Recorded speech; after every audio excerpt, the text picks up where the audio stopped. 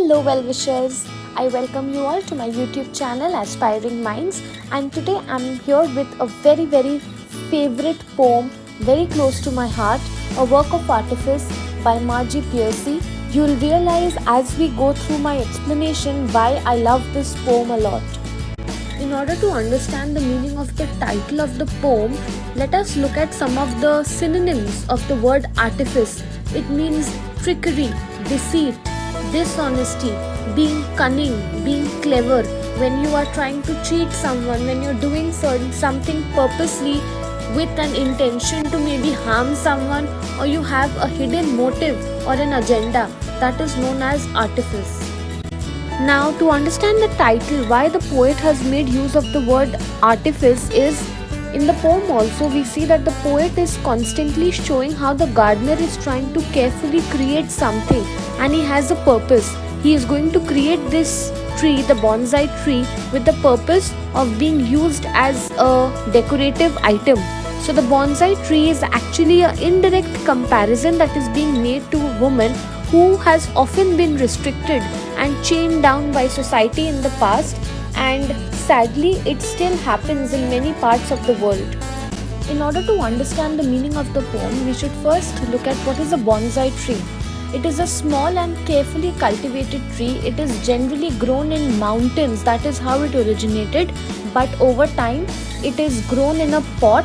It looks like a miniature version of a full-size tree. You must have often seen it as pieces of decoration that are used in homes. The origin of bonsai tree has its roots in the Japanese culture and tradition. It represents qualities of patience, balance, harmony and respect for nature. This is something that is expected of women also. We will be seeing this further in the upcoming parts of the video.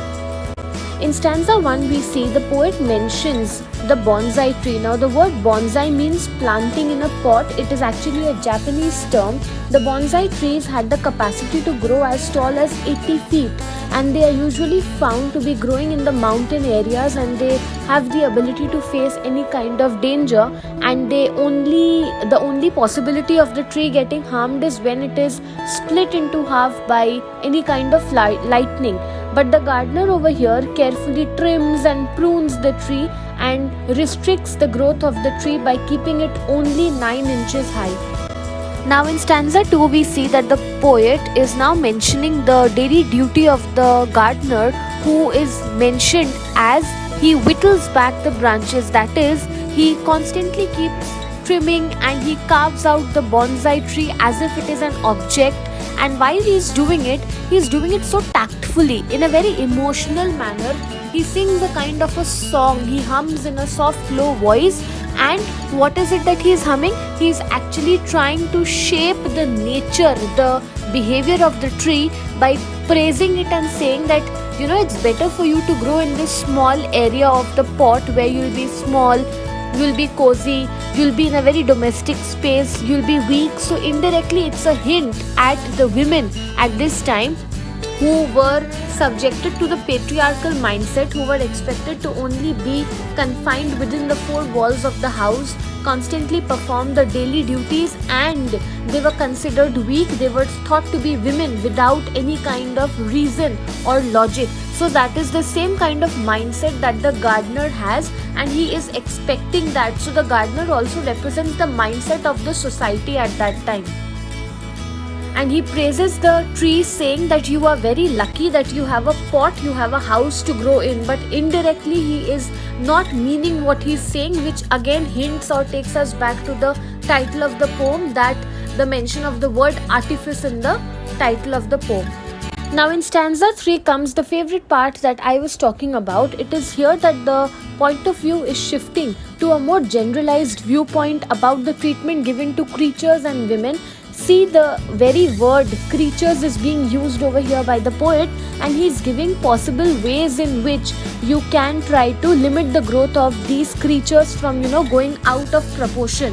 He is saying over here that if you need to shape or change the nature or the inherent behavior of an individual or a creature, you have to do it. You have to dwarf their growth as early as possible, because only then you will have a good and a complete control over that creature.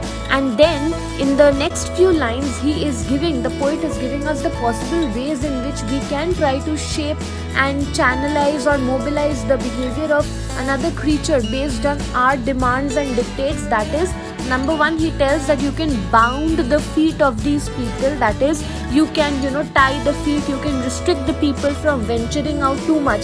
That is something that we've seen how it would happen with the women earlier in the history. If you go back to the time in history, how the women were not supposed to step out of the house, or they had to return back home within a certain time period. The crippled brain, that is another phrase the poet uses. That is, you try to restrict the thinking ability of a creature or a woman more specifically to be able to think logically with reason, right? So if you do that, what happens? You are also getting control over that person. Apart from that, the poet suggests that you can change the perspective of the women by telling them to concentrate not on nurturing their inner potential and their inner inherent growth. Instead, they should focus on their outward beauty, such as they could curl their hair, or they should try to polish their body by making their hands feel soft.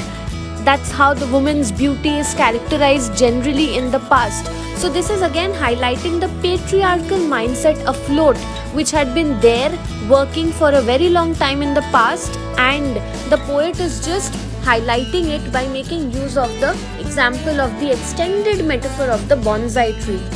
So broadly, some of the themes that the poem focuses on are gender roles, the restrictions which have been imposed on women for a very long time by the society, the expectations from women by the society. Along with that, it also covers the theme of nature, beauty and human intervention. I will be discussing these themes along with some other important aspects of the poem in my upcoming video. For latest updates by the ICSE Council, do subscribe to my channel, like, share and leave a comment down below about how you like this video. Thank you for watching. I'll see you guys in my next video. Bye.